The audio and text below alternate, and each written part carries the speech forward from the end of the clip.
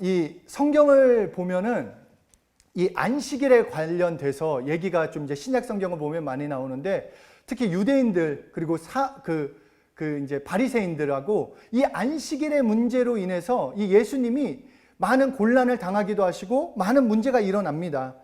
70년의 그 노예 생활을 마치고 이제 유대인들이 기쁘게 예루살렘으로, 그 바벨론 포로로 끌려갔던 그들이 이제 다시 돌아왔습니다. 그래서 돌아와서 제일 먼저 뭐를 했는가? 예루살렘 성전을 세웁니다. 그리고 재건하기 시작했고, 율법을 우리가 지키지 않았기 때문에 노예로 끌려간 것이다. 우리가 이런 일을 당한 것이기다. 그렇기 때문에 우리가 이 일을 당하지 않으려면 율법을 철저히 지켜야 한다. 그래서 율법을 다시 지키는 운동이 시작이 됐습니다. 그러면서 그 율법을 지키는 그 마음을 가지면서 특별히 왜 우리가 이런 큰 고난을 당했는가? 왜 이렇게 하나님의 백성이라고 하면서 이런 곤란을 당하고 있는가? 우리도 그렇지 않습니까? 나 예수 믿는데 왜 이렇게 나는 이렇게 어려움만 찾아오고, 예수 믿는데 내 일은 왜 이렇게 안 풀릴까? 하여튼 이 유대인들이 그런 고민 가운데 율법을 전문적으로 연구하고 이스라엘 삶을 전문적으로 이제 연구를 했습니다. 그래서 이 연구 가운데 찾아낸 것이 무엇인가? 그 이유를 안식일에서 찾아냈습니다. 이스라엘 민족이, 우리 유대 사람들이 안식일을 범했기 때문에 이렇게 하나님께로부터 보호도 못 받고 순환을 당하고 있다. 우리가 이렇게 고통을 당했다. 바벨론 포로로 끌려갔다. 라고 나는 그 결론을 내렸습니다. 그래서 유대인들이 결심을 합니다. 조상이 범한 죄를 우리는 다시 범하지 말자. 우리만이라도 철저하게 이 안식일을 지키자. 그래서 안식일을 철저히 지키기 시작했습니다. 그래서 시간적으로 안식일을 철저히 어떻게 지켰는가? 안식일이 토요일인데 이 금요일 해 떨어질 때부터 안식일을 시작했습니다. 왜냐하면 혹시 모르니까, 혹시 내가 깜빡하고 안식일을 범할 수 있으니까 금요일 환한 낮부터 이 안식일로 들어갔습니다. 그런데 시간적으로 이렇게 정말 열심히 안식일을 지켰는데도 불구하고 이 축복이 오지 않고 고난이 계속 찾아오니까 이 시간적인 것뿐만 아니라 내용적인 것도 내가 안식일을 지켜야겠다. 그래서 안식일에 일하면 안 된다고 하셨으니까 허리를 90도로 숙이는 것도 안 되는 거다. 우리 허리를 구부리지 말자. 땅에 떨어져 있는 것, 안식일 후에 죽더라도 우리 당장 죽지 말자. 그냥 그 안식일을 지키기 위해서. 또한 100발자국 이상 걸어가며 운동한 것이 되니까 우리 집안에만 있자. 안식일이 시작되면은 그냥 그 자리에서 안식일에 이 안식일을 지키려는 그 몸부림이 쳤습니다. 그래서 그 이스라엘, 지금도 좀 그런 게 있는데, 이스라엘에서 가장 히트 상품이 뭐냐면 타이머입니다. 타이머. 그래서 몇 시에 가스불이 켜지고, 몇 시에 등이 켜지고, 몇 시에 등이 꺼지고, 이런 안식일에 자기가 일하면 안 되니까 그런 일까지, 그런 아르바이트, 엘리베이터를 눌러주는 아르바이트, 이 타이머를 돌려주는 아르바이트, 그렇게 안식일을 어떻게든지 지금까지도 지켜보려는 그런 몸부림이 있다라는 것입니다. 그리고 안식일의 문제와 함께 11조 문제, 그리고 혼인 성결을 유지하기 위하여 이방인과의 결혼도 완전히 무섭게 금했습니다. 이렇게 예루살렘으로 돌아야 한 그 유대인들은 철저하게 어떻게든지 하나님의 그 율법을 지킴으로써 복받기를 원했다라는 것입니다. 그런데 이 백성 중에 모든 백성이 다 그렇게 율법을 지켰으면 좋겠는데, 많은 유대인들 백성들 중에 이건 어렵다, 나 이렇게 할 수가 없다, 따라오지 못하는 자들이 생겼고, 그래서 이 운동을 주도한, 이 율법을 따르는 안식일을 지키려고 했던 그 운동을 주도했던 그 사람들, 우리만이라도 지키자, 우리만이라도 철저하게 이 말씀대로 살아보자. 그 사람들이 바로 바리새인이 되는 것입니다. 그래서 그들은 스스로 자기를 거룩하게 여기려 했고 신앙을 지키고 하나님의 법인 율법을 지켰습니다. 그렇게 하나님 앞에 내가 올바른 자가 되어서 내가 그 율법을 지킴으로써 하나님 앞에 깨끗한 자, 유대민족의 재앙을 막아보려고 했습니다. 그래서 자기들의 선한 행위, 자기들의 의를 가지고 이스라엘 구원을 이루고 유대민족의 구원을 이루려고 몸부림쳤던 것입니다. 그럼으로써 바리새인들에게 안식일을 지키느냐 안 지키느냐는 신앙의 평가 기준이 되었고 그 축복의 요건이 되었습니다. 그래서 그들은 더욱 축복받고 싶어서 철저하게 율법을 지키고 철저하게 안식일을 지키는 삶을 살았고 11조도 철저하게 냈습니다. 그런데 이 가운데 이런 역사적 이 상황 가운데, 배경 가운데 하나님이신 예수님이 오신 것입니다. 이 안식일을 꼭 지켜야 하는 이런 상황 가운데. 그런데 예수님께서 오셔서 공생애를 시작하시고 바로 안식일 날 병자를 고치시는 겁니다. 또한 중풍병자에게 침상을 들고 걸어가라고 말씀하시지 않나. 예수님의 제자들은 안식일 날 밀밭에서 밀이삭을 따서 시장한 그 배를 채우고, 그러니까 누가 보아도 예수님은 하나님의 사람처럼 안 보였다라는 것입니다. 그냥 민족을 망하게 하려는 사람처럼 보였습니다.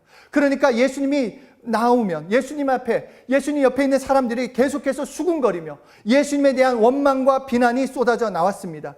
이때 이 본문 말씀을 하시는 것입니다. 그 상황 가운데 내가 율법이나 선지자나 폐하러 온 줄로 생각하지 말라.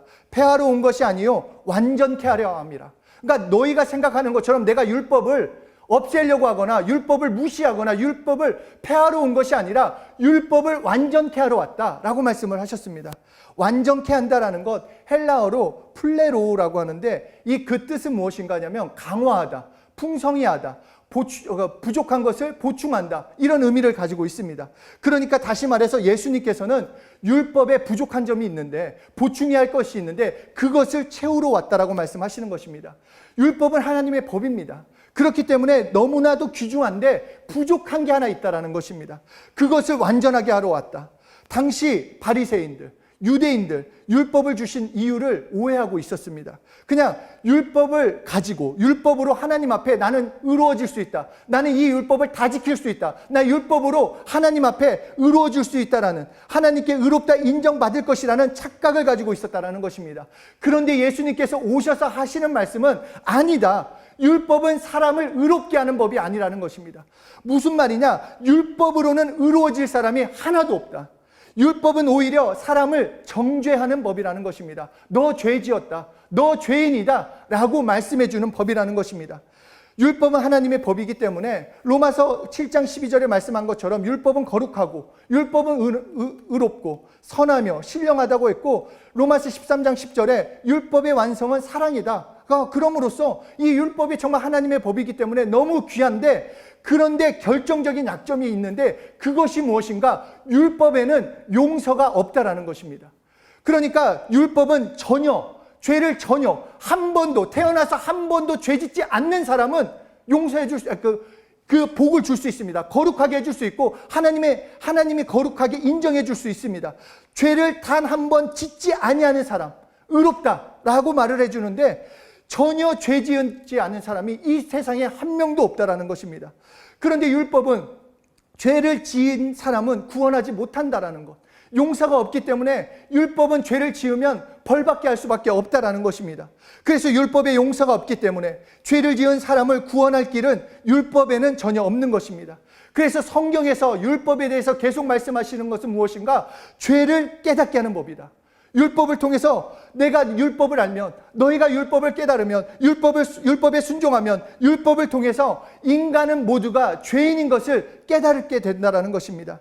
인간은 자기 양심으로는 자기가 죄인인 걸 알 수 없습니다. 자기 양심으로는 의인이라고 말할 자는 많지만 자신이 죄인이라고 말하는 자는 적을 수밖에 없습니다. 왜냐하면 내 양심상 나는 괜찮으니까, 나는 이 정도는 괜찮으니까, 저 사람이 먼저 그랬고 저 사람이 나를 힘들게 했고 내 상황이 이랬으니까, 그냥 세상 사람들도 그런 말 하지 않습니까? 선한 거짓말이다, 하얀 거짓말이다, 그렇게 말할 수 있다라고 말합니다. 그런데 율법은 하나님의 양심이기 때문에 율법 앞에서 죄 없다 할 자가 한 명도 없다라는 것입니다. 인간끼리는 죄인이 아니어도, 인간끼리는 봐줄 수 있는 사람이라 할지라도 하나님의 법인 율법 앞에는 모두가 죄인이라는 것입니다. 하나님 앞에 율법 앞에서는 죄인임을 깨닫고 하나님의 그 앞에 무릎 꿇을 수밖에 없도록 만드는 것이 율법이라는 것입니다. 그래서 로마서 3장 20절에 율법으로는 죄를 깨달음이라. 그리고 로마서 3장 10절에는 율법으로 볼 때 의인은 없나니 하나도 없다. 이 세상의 모든 사람은, 아담 이후 모든 사람은 죄인이라고, 인간을 죄인으로 정죄하고 계시다라는 것입니다. 그리고 그 율법의 결론은 무엇인가? 그 죄의 값은 사망이다. 우리에게 말씀해 주고 계시는 것입니다. 우리가 어려워서 내 상황이 어렵기 때문에 죽는 건 아닙니다. 내가 단순히 내 질병 때문에 죽는 것이 아니라 결국 내가 죽는 이유는 무엇인가? 죄 때문이라는 것입니다. 내가 죄 때문에 죽는 것입니다. 내 상황이 지금 어려운 것, 가진 것이 없어서 어려운 것이 아니라 죄 때문에 어려운 것입니다. 그것을 깨달으라는 것입니다. 그런데 용서가 없기 때문에 율법 앞에서는 생명을 얻을 자가 한 명도 없습니다. 그러므로 모든 인간이 하나님의 양심인 율법 앞에서 죄인임을 깨닫길 원하시는 것입니다. 죄의 값이 사망임을 깨닫고 용서받길 원하시는 하나님의 그 뜻이 그 율법을 통해서도 우리는 발견할 수 있다는 것입니다. 어느 날 제가 이제 만약에 이거 진짜가 아니라 건강검진을 받으러 딱 갔는데 병원에서 의사의 표정이 딱 굳어지는 거예요. 그리고 저한테 하는 얘기가 암입니다 라고 얘기를 합니다. 지금 치료받지 않으면 이제 손 쓸 수가 없습니다. 그러면 제가 나 어제 밤까지 막 주짓수 하면서 막 몸도 그렇게 운동했는데 이렇게 건강한 내가 무슨 암입니까? 아침에도 내가 밥을 몇 그릇 먹고 얼마나 내가 튼튼한데 무슨 암입니까? 말도 안 된다고. 내가 치료를 거부한다라면 그냥 그 병으로 죽을 수밖에 없지만 내가 그 의사의 말을 듣고 내가 치료받으면 건져냄을 받는 것, 새로운 삶을 살 수 있는 것처럼 내 양심으로는, 내 생각으로는 내가 무슨 죄인이야, 나 무슨 죄를 졌지, 이렇게 느껴질지 모르지만 율법을 통해서 아니 너 죄다, 너 죄인이다, 그것을 깨닫게 하시고 죄인인 것을 회개해서 용서받게, 그래서 살도록 영생을 주시고자 하는 것이 하나님의 뜻이라는 것입니다. 정말로 이 드라마만 보더라도 죽을 병에 걸렸습니다. 그러면 그 환자가 뭐라고 합니까? 선생님 저 어떻게 해야 돼요?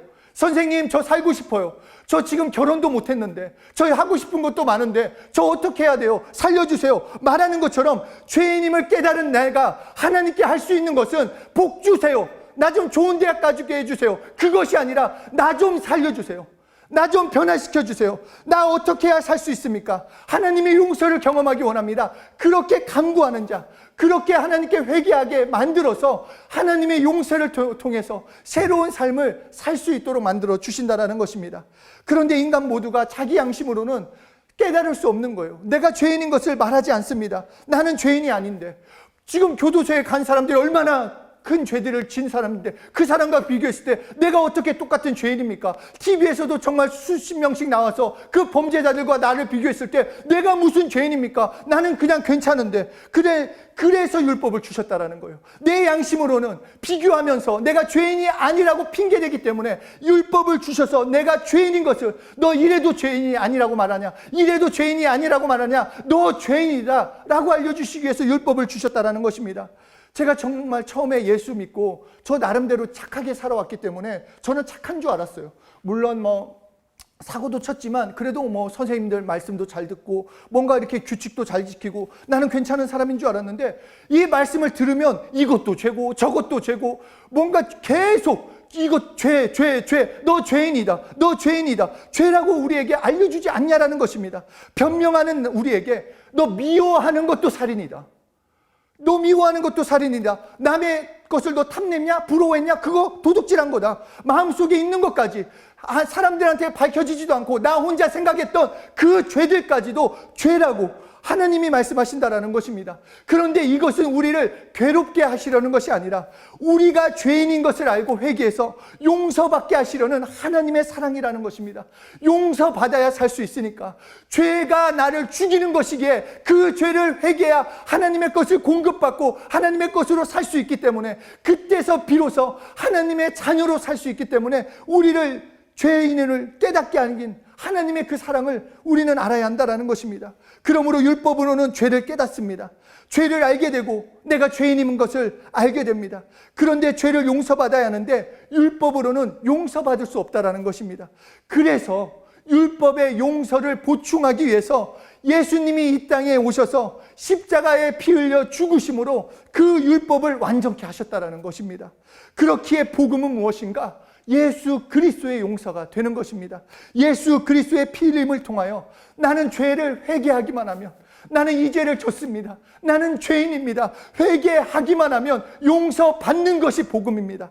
예수 그리스도 안에 있는 자, 예수 그리스도를 의지하는 자, 그 피를 의지하며 회개하는 자는 어떤 죄든 용서받을 수 있다는 것입니다. 왜냐하면 예수님께서 이미 십자가에서 피 흘려 놓으셨기 때문에 내가 그 피를 의지하고 믿고 시인하면, 그래서 회개하면 모두가 용서받을 수 있다는 것입니다. 비록 죄를 지었다 할지라도 회개하며 예수님께 나와 그 용서를 의지한다면 우리는 다시 거룩해질 수 있습니다. 회개하기만 하면, 내 입술을 벌려 내 죄를 회개하기만 하면 용서를 더하기 위하여 예수님 때문에 그 용서가 실질적으로 나에게 능력이 되고 체험이 되고 그 자체로 나는 용서로 경험할 수 있고 하나님의 사랑을 경험할 수 있다는 것입니다. 그것은 예수 그리스도 안에 항상 용서가 있는 것입니다. 항상 내가 언제 어디서나 내 죄를 회개하기만 하면 예수의 피는 끊임없이 흐르고 흘러서 나에게 용서로 갚아주신다는 것입니다. 오늘날 많은 크리스찬들 중에 예수님을 생각할 때 복 주는 분, 성공시켜주는 분, 그래서 그분에게 나와 나 이것 좀 해결해 주십시오, 저것 좀 해결해 주십시오, 나는 물질이 필요합니다, 좋은 대학에 가기 원합니다, 좋은 직장에 가기 원합니다, 그렇게 구하지만 우리에게 진짜 문제는 죄의 문제입니다.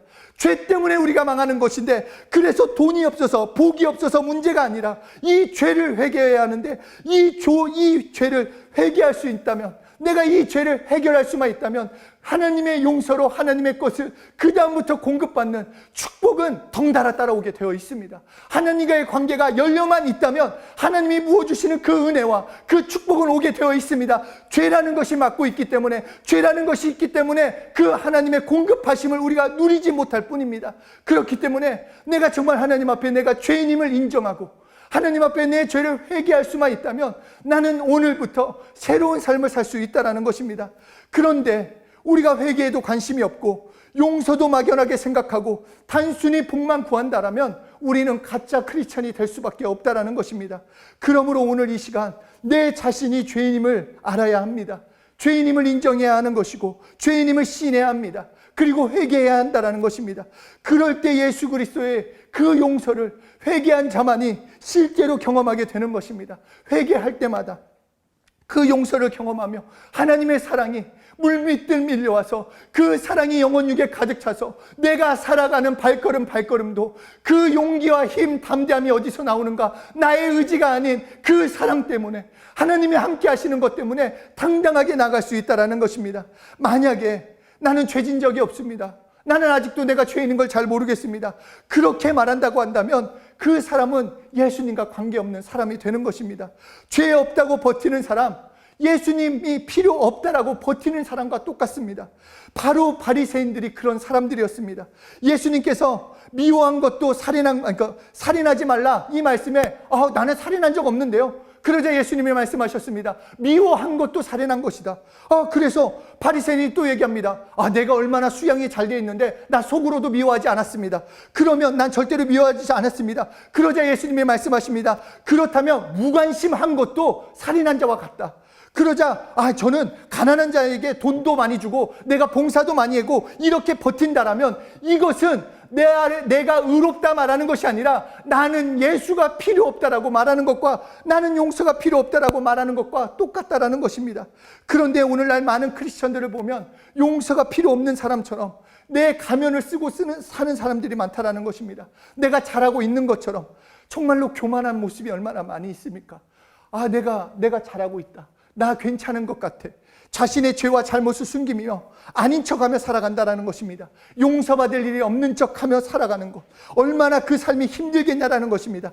죄에 용서받아야 진짜 행복, 하늘에서 주는 행복, 하늘에서 주시는 기쁨, 상황과 조건과 환경과 관계없는 기쁨과 행복과 생명이 차고 넘칠 수 있다는 것입니다. 로마서 5장 20절에 율법이 가입한 것은 범죄를 더하게 하려 함이라. 그러나 죄가 더한 곳에 은혜가 더욱 넘쳤나니 회개하면 할수록, 내 죄를 회개하면 할수록, 내가 죄인임을 인정하면 인정할수록 하나님의 은혜가 넘친다라고 말씀하고 있다는 것입니다. 회개가 복음입니다. 회개할 수 있는 것이 축복입니다. 내가 하나님 앞에 다시 설 수 없는 자지만, 나는 연약하고 부족하지만 하나님의 은혜를 깨달은 사람, 하나님의 은혜를 붙들고 있는 사람, 하나님의 용서를 구하는 사람, 다시 하나님 앞에 나아가는 것입니다. 내 체면, 내 양심, 나 어제 똑같은 죄 오늘도 범했는데, 나 금방까지 기도하고 예배 드리고 나서 금방 또 짜증냈는데, 그럼에도 내 양심상은 내가 그래도 또 회개도 될까? 내가 그래도 하나님의 도움을 구할 수 있을까? 그것은 내 양심입니다. 하나님 앞에 언제든지 나오라고 했고, 하나님 앞에 죄 지을 때마다 회개하라고 하셨습니다. 그냥 잊어버리자 회개하는 것이 아니라, 볼 면목이 없어도 그냥 하나님께 또 나아가 내 체면이고 뭐고 다 없애고 하나님께 나아가 용서를 구하면 매번 새롭게 용서하시는 그 용서를 우리는 체험할 수 있는 것입니다. 그래서 히브리서 8장 12절에 내가 저희 불의를 긍휼히 여기고 저희 죄를 다시 기억하지 아니하리라. 그리고 10장 17절에 또 저희의 죄와 저희 불법을 내가 다시 기억하지 아니하리라. 그래서 은혜가 용서입니다. 용서가 화해인 것입니다. 하나님과의 막힌담이 이제 없기 때문에 하나님의 음성을 듣는 것은 물론이요, 하나님이 주시는 복 가운데, 아니 예수 이름으로 이제 하나님과 함께하는 축복된 삶을 살 수 있다는 것입니다. 컴퓨터에 오류가 생기면 막 이것저것 할 필요가 없이 리셋 버튼을 하나 누르면 됩니다. 하나님께서 우리에게도 동일하게 리셋 버튼을 하나 주셨습니다. 죄로 인해 힘들고 두려워하고 염려 가운데 살았던 그 삶, 다시 시작하길 원하느냐? 너 다시 시작하기 원하느냐? 그러면 행복하게 원한다면 리셋 버튼, 바로 회개의 버튼을 주셨다는 것입니다. 내가 다시 시작할 수 있는 것, 넘어진 부분에서, 내가 정말 어려운 부분에서 다시 시작할 수 있는 것, 회개를 통해서 용서로 새로운 삶, 새로운 축복의 그 길을 걸어갈 수 있다는 것입니다. 용서를 통한 새 생명의 삶, 정말 용서받아야 전혀 다른 인생을 살 수가 있습니다. 용서가 없으면 하나님의 공급하심을 누릴 수 없습니다. 하나님께 오는 좋은 것을 죄가 막고 있기 때문에 내가 회개하고 용서받으면 그 이후로부터 하나님이 주시는 모든 것들을 다이렉트 통로로 하나님께 직접 받아 누릴 수 있다는 것입니다.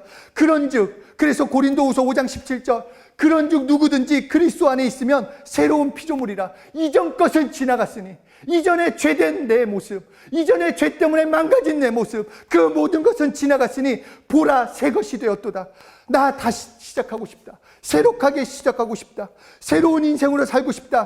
그러면 회개하면 되는 것입니다. 용서 받으면 다시 시작할 수 있습니다. 완전한 새로운 삶, 하나님과 함께하는 삶, 자녀된 축복된 삶, 바로 회개를 통해 용서를 누리는 삶을 통해서 그런 역전하는 삶을 살 수 있게 되는 것입니다. 우리의 구원은 내 중심, 내 양심의 중심에 있는 것이 아니라 예수 그리스도의 피의 중심에 있습니다. 그렇게 내가 죄인임을 인정하고 그 피를 의지하고 회개하면 용서를 경험하고 이때부터 새 생명의 삶을 살아가게 되는 것이요, 그리고 이때부터 내가 예수 이름으로 기도할 때 하나님께서 그 기도에 응답하시고 나를 축복하시고 나를 살리시고 나를 보호해 주시는 것입니다. 예수님께서 말씀하셨습니다. 나는 율법을 폐하러 온 자가 아니라 율법을 보충하러 왔다. 그 내용을 풍성하게 하러 왔다. 분명하게 말씀하시면서 내가 용서를 더하러 오셨다라고 말씀하고 계십니다. 그러므로 하나님 앞에 내가 죄인임을 인정하고 회개함으로 예수 그리스도의 용서가 정말로 나에게 실제가 되고 그 회개를 통한 그 용서로 새로운 삶, 은혜의 삶을 사시는 한 분 한 분이 되시길 예수 이름으로 축복합니다.